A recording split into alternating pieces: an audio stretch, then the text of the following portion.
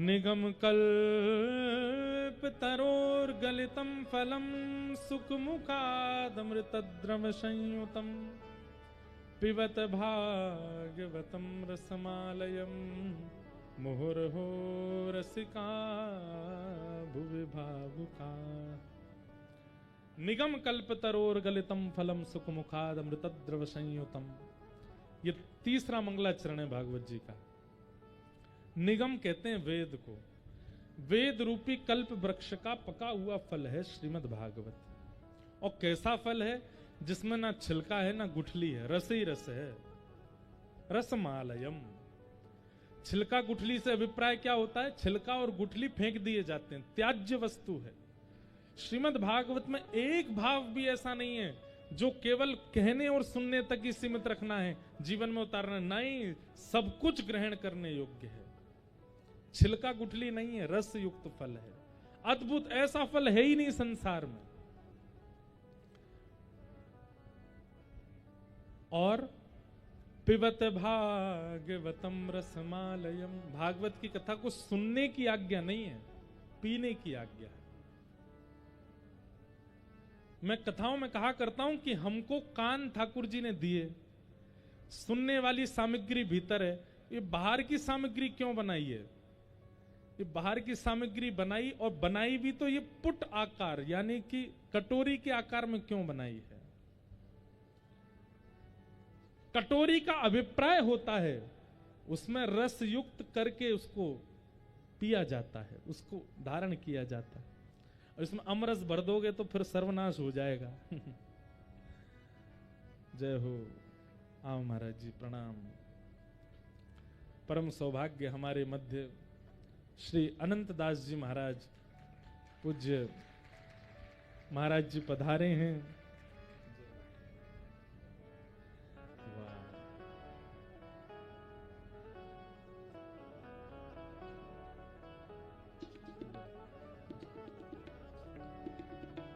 हमारे परम पूजनीय प्रातः वंद्य श्री अनंत दास जी महाराज, जिनके मुखार बिंद की प्रसन्नता ही बताती है कि आप कितने आनंद में रहते हैं, ऐसे हमारे पूज्य महाराज जी पधारे हैं। संत जन जिनको, जैसे मैंने अभी कथा में कह रहा था ना कि महापुरुषों से संबंध होना चाहिए। आपका नाम तो प्रसिद्ध है अनंत दास, आपका मूल नाम यही है, पर प्रसिद्धि आपकी बहुत सारे नामों से। कोई आपको फ्लाइट बाबा बोलते हैं क्योंकि आप एक रात्रि से ज्यादा एक नगर में रहते नहीं हैं, फ्लाइट में ही घूमते रहते हैं। पूज्य श्री मुरारी बापू उड्डयनाचार्य कहते हैं। हमारे मलुक पीठ वाले महाराज जी गरुण ध्वज महाराज कहते हैं। ऐसे अनेक अनेक नाम हैं आपके, पर आपका यहां उपस्थित। और सुबह ही मुझे बताया अभी दोपहर में कि आपका फोन आया, बोले लाला की कथा चल रही है जबलपुर में। बोले हाँ मैं आ रहा हूं। अभी फ्लाइट पकड़ के एयरपोर्ट से सीधे आ रहे हैं, और कथा सुन के रात्रि में ही है तो सुबह चले जाएंगे, आगे प्रस्थान करेंगे। इतना आपका स्नेह, इतना प्रेम है। कई बार विदेशों में भी महापुरुषों की कथा होती है, लाखों की टिकट बनवा के विदेश जाते हैं और एयरपोर्ट से सीधे कथा में रुके और आरती करवा करके फिर दोबारा एयरपोर्ट आके फ्लाइट पकड़ के भारत आ जाते हैं। 2 घंटे के लिए अमेरिका गए, 1 रात के लिए कनाडा गए। ऐसे आपका सब क्रम चलता, कोई नहीं जानता कि कैसे हो रहा है। संतों के रहस्यों को जानना बहुत मुश्किल है। ऐसे हमारे महाराज जी पधारे हैं, आपको बारंबार वंदन है, प्रणाम। और सबसे बड़ी बात, एक और गुण, कथा के रसिया हैं। कथा कहीं भी अगर आप जा रहे हैं, वहां किसी विशिष्ट की कथा चल रही है, किसी योग्य की कथा चल रही है, उसमें जरूर पहुंचेंगे, वहां जरूर श्रवण करने के लिए। थोड़ी देर की मिले लेकिन सुनने जाते हैं। ऐसे हमारे महाराज जी आए हैं, आपको बारंबार प्रणाम। आपसे बस एक ही प्रार्थना कि आप जैसे प्रसन्न रहते हैं वैसी प्रसन्नता सबके अंदर आ जाए, ऐसी ठाकुर जी से प्रार्थना है। पिबत भागवतम रसमालयम। कथा सुनने नहीं, पीने के लिए कहा गया। तो मैं निवेदन कर रहा था कि ठाकुर जी ने सुनने की सामग्री तो भीतर दी है, ये बाहर की सामग्री का निर्माण क्यों किया? कुंडल पहनने के लिए नहीं। हम मानव इतने चतुर हैं, अगर ये बाहर की सामग्री भी नहीं बनी होती तो भी हम कहीं और कुंडल पहनते। आजकल लोग कहीं भी होठों में कुंडल पहनते हैं या आंख पे कुंडल पहनते हैं, यहां पे कुंडल पहन लेते हैं। ऐसे लोग हैं, हीरा पहनने के लिए, सोना चांदी पहनने के लिए कहीं भी धारण कर लेते हैं मुख में उसको। तो कुंडल पहनने के लिए तो ठाकुर जी ने बनाया नहीं, तो इसका निर्माण किस लिए हुआ? चश्मा पहनने के लिए। सोचो अगर ये नहीं होते तो चश्मा कहां धारण करते आप? ठाकुर जी को पता था कि भाई कलयुग में आई साइड वीक होने वाली है लोगों की, कोई तो ऐसे हैंगर लगाओ जिस पर टंग सके, इसके बिना चश्मा कैसे रुकता है यहां पे? फिर ऐसा होता चश्मा यहां, फिर उसमें डोरी होती, पीछे बांधना पड़ता उसको, फिर भी वो खिसकता ही रहता। नहीं, इनका निर्माण करके ठाकुर जी संकेत कर रहे हैं कि भैया तेरे पास, अब देखो कभी भंडारे में भोजन किया है? भंडारे में खाया कभी? तो भंडारे में उतने ही दोने दिए जाते हैं जितनी रसमयी सामग्री बनी है। जैसे भंडारे में आप बैठो, पत्तल आ गई, पत्तल के बाद फिर गिलास आएगा, फिर 2 3 4 दोने आएंगे, तो उन दोनों से व्यक्ति बैठा हुआ अनुमान लगा लेता है, एक तो सब्जी होगी, एक रायता होगा, एक आमरस होएगा, ये चौथा दोना काहे का है? आमरस आ गया, सब्जी आ गई, रायता आ गया, और 3 दोना तो भर गए, तो चौथा वाला जब तक खाली रहेगा वो शुरू नहीं कर सकता। बोले इसमें क्या आएगा? और फिर आता है कुछ चौथी वस्तु भी, कोई रसीली सब्जी आती, बोले ये लो, अच्छा इसलिए 4 दोने थे। ठीक वैसे ही भैया ये शरीर रूपी पत्तल है, इसमें 2 दोने हैं। लेकिन आश्चर्य की बात यह है कि खाली दोने में ही हम जीवन व्यतीत कर रहे हैं, इसमें कुछ भरते ही नहीं है। और भरने के लिए भी आती है तो ऐसी सामग्री भर रहे हैं जिनको दोने में लेने का कोई अभिप्राय नहीं है। जैसे पूड़ी, पूड़ी को पत्तल में लिया जाता है, दोने में लिया जाता है? नहीं लिया जाता। सूखी सब्जी जो रसीली नहीं है, सूखी सब्जी, उसको भी सीधे पत्तल में ले लिया जाता है। लड्डू हो, पेड़ा हो, बर्फी हो, जो सूखी सामग्री है वो तो सीधे पत्तल में ली जाती है। संसार के विषय, भोग, विलास, ये सब सूखी सामग्री है, इनको इसमें धारण करने की आवश्यकता नहीं है। इसमें तो केवल रस लिया जाएगा, और रस वस्तु केवल ठाकुर जी की कथा है। रसो वही शह, जो स्वयं रस स्वरूप हैं, ऐसे श्री ठाकुर जी, उनकी कथा रस है, वो रस लेने के लिए ये 2 कान मिले हैं। पर हमने इन कानों में रस तो लिया नहीं है। हमारे कबीर दास जी एक बहुत सुंदर महाराज जी पद कहते हैं, भय लागे, और बहुत अच्छा भाव है,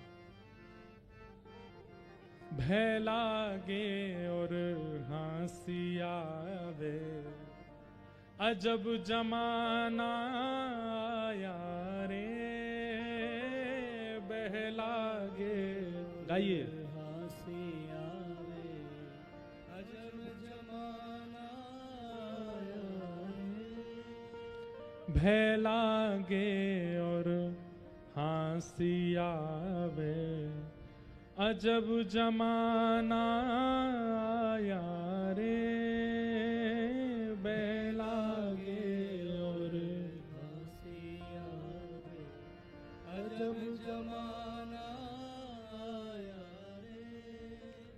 भय लागे और हंसी आवे, अजब जमाना आया रे, भय लागे और हंसी आवे, अजब जमाना आया रे।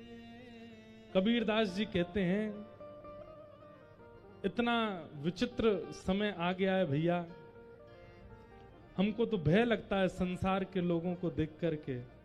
क्यों? कहीं कुछ श्वान जैसा चलता हो, उसको देखने में किसी को लज्जा नहीं होती है, लेकिन जब कहीं कहीं कथा चल रही हो, कुछ सुंदर वक्तव्य कथाओं का हो रहा हो, तो ऐसा सब लोगों को निद्रा जैसी होने लग जाती है। ये आश्चर्य नहीं है तो क्या है? और द्वार पर साधु आकर के अगर कुछ मांगे कि भैया कुछ भिक्षा दो, कुछ हमें प्रदान करो, तो उसको देने में हम लोग विचार करते हैं कि तुमको शर्म नहीं आती, ये सब क्या मांगते हो? लेकिन अपने विषय भोगों में धन लुटाने में हमको बिल्कुल लज्जा नहीं होती। वो पद मुझे मिल नहीं रहा, नहीं तो मैं गाऊं पूरा। बहुत सुंदर भाव है श्री कबीरदास जी का। भय लागे और हंसी आवे, अजब जमाना आया रे। भय लागे और हंसी आवे, अजब जमाना आया रे।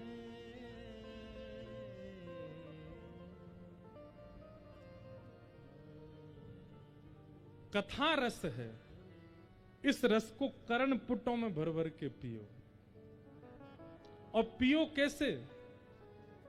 पीने का अभिप्राय क्या है? श्रवण का अभिप्राय है सुनी गई बात मस्तिष्क में व्यवस्थित है, पर पी हुई वस्तु तो तुरंत शरीर में असर दिखाने लगती है।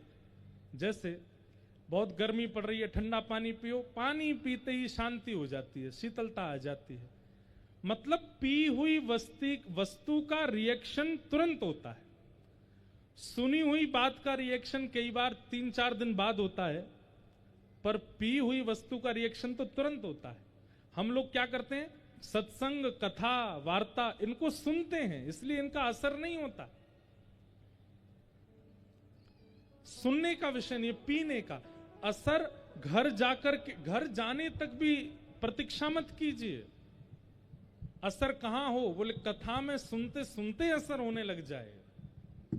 ये कथा सुनने का प्रावधान है। पिबत भागवतम रसमालयम, इस भागवत की रस कथा को पियो, मोह रहो। और कब तक पियो? बोले पीते रहो, जब तक तन में प्राण है, जीवन है, जब जब अवसर मिलता है पीते रहो, सुनते रहो। कथा रस का एक दिन भी त्याग मत करो। मोहर हो रसिका भुवि भावुका, भावुक जन भी सुनो, रसिक जन भी सुनो, सब लोग भाव से कथा का श्रवण करते रहो। इस प्रकार ये 3 मंगलाचरण किए गए। तत्पश्चात श्री सूत जी महाराज नैमिषारण्य क्षेत्र में बैठे हैं। 88,000 सौनकादि ऋषि मानव कल्याण के लिए उनसे प्रश्न करते हैं। 6 प्रश्न हैं। किम श्रेय शास्त्र सारः क स्वावतार प्रयोजनम, किम कर्म के अवतारश्च धर्मः कम शरणम गतः। 6 प्रश्न हैं। किम श्रेय, भगवान के अवतार का श्रेय किसको जाता है? ठाकुर जी संत महात्माओं के लिए आते हैं, भक्तों के लिए आते हैं कि राक्षसों को मारने के लिए आते हैं? श्रेय किसको जाता है? शास्त्र सारः का, इतने सारे शास्त्रों का सार क्या है? स्व अवतार प्रयोजनम, भगवान के अवतार का प्रयोजन क्या है? किम कर्म, भगवान के कर्म क्या है? के अवतारश्च, कितने अवतार हैं? और अंतिम प्रश्न, धर्म कम शरणम गतः, ठाकुर जी के लीला विश्रांति के बाद धर्म किसकी शरण में गया? भगवान कहते हैं कि धर्म मेरी शरण में है। तो ठाकुर जी तो लीला पूरी करके चले गए, उसके बाद धर्म किसकी शरण में गया? कृपा कर हमें बताओ।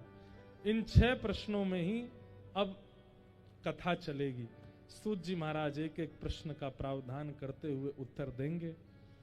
प्रश्न सुनकर के सूत जी महाराज ने सबसे पहले अपने गुरुदेव श्री शुकाचार्य जी को वंदन किया कि यम प्रव्रजन्तमनुपेतमपेत कृत्यम द्वैपायनो विरह कातरया जुहाव पुत्रेति तन्मयतया तर्वोऽभिनेदु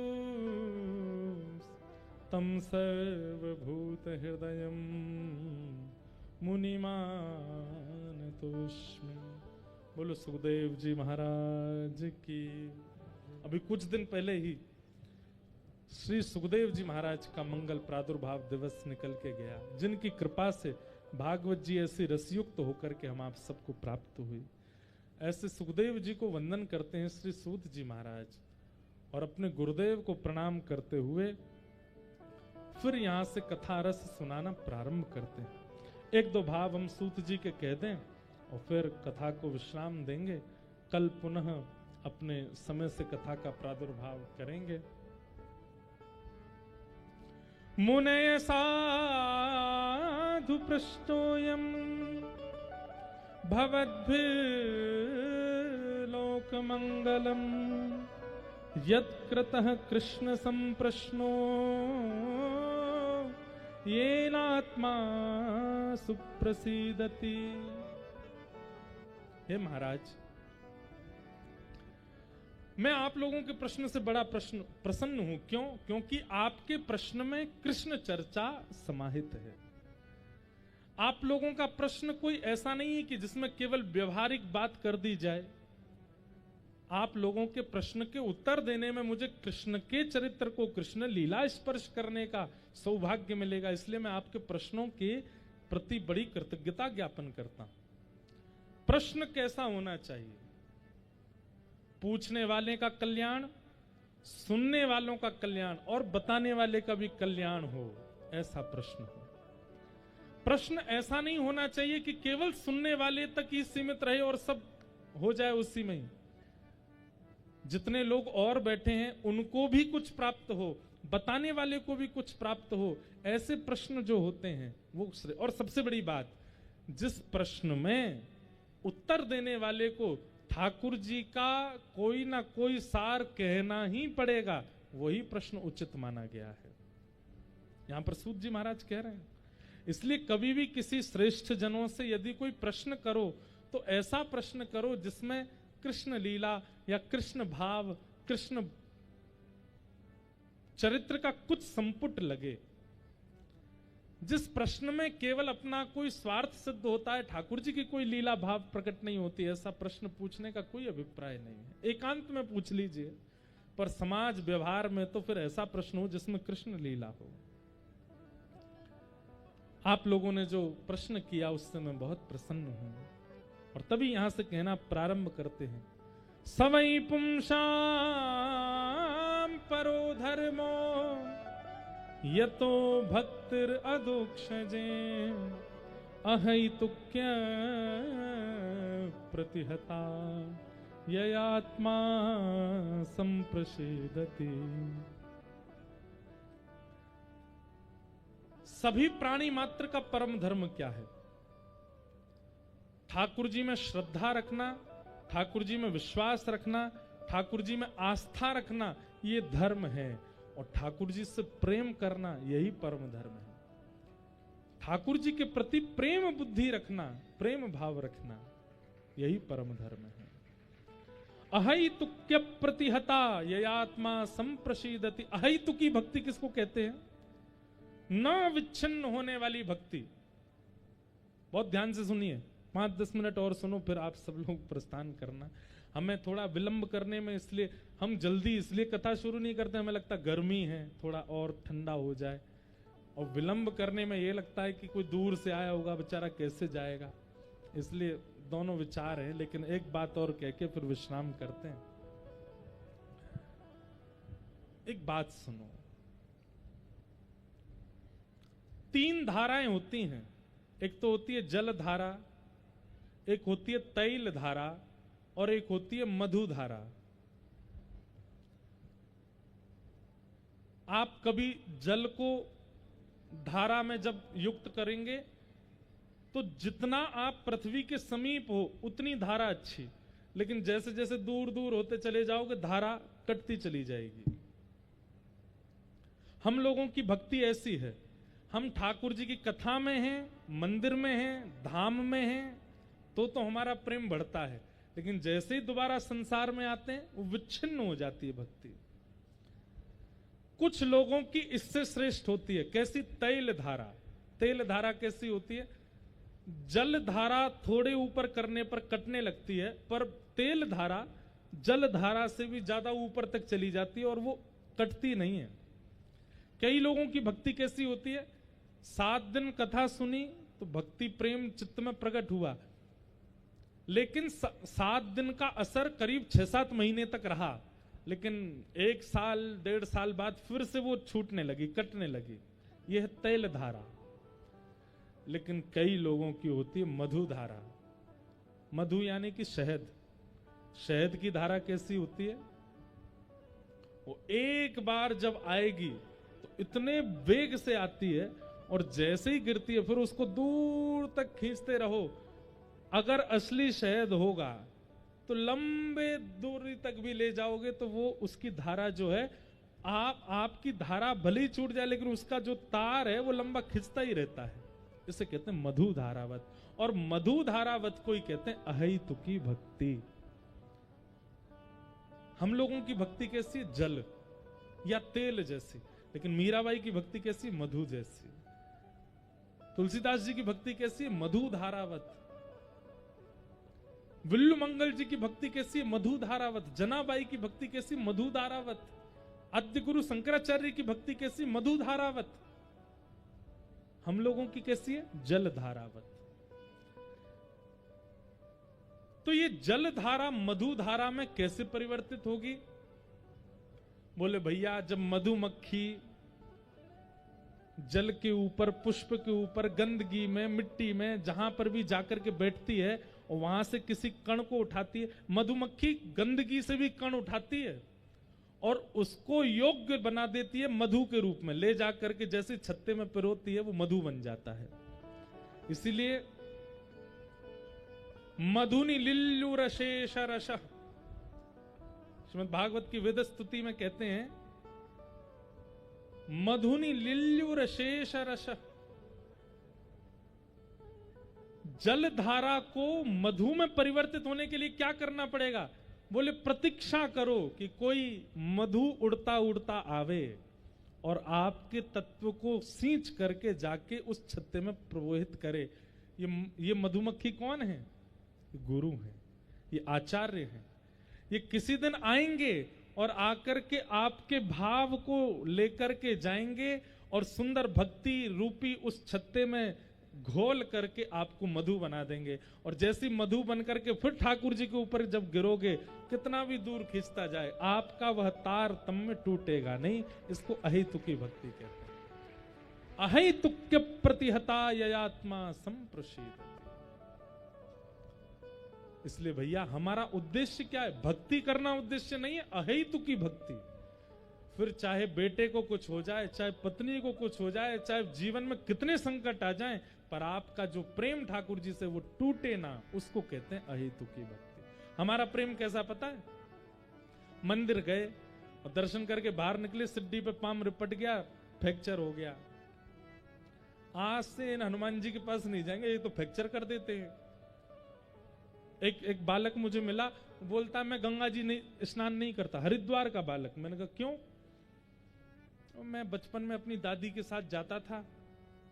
एक दिन मेरी दादी आचमन कर रही थी, बचपन से इतनी पूजा गंगा जी की करी उन्होंने और इतनी सेवा करी दादी ने, और एक दिन उनका पैर रिपट गया, गंगा जी में गिर गई, बह गई। उस दिन से मैंने कहा कि मेरी दादी के प्राण ले लिए इन्होंने, अब मैं इनके पास नहीं आऊंगा। मैंने कहा भाई एक बात बताना, चलो तुम्हारी दादी के साथ जो हुआ उसके लिए मुझे खेद है, एक के प्राण लिए तो तुमने गंगा जी का त्याग कर दिया, पर तुमको पता है गंगा जी कितनों को प्राण देती हैं? गंगा जी से कितनों के प्राणों की रक्षा होती है। जितने नगरों से गंगा जी निकलती हैं वहां नगर के लोग जलपानी गंगा जी का करते हैं।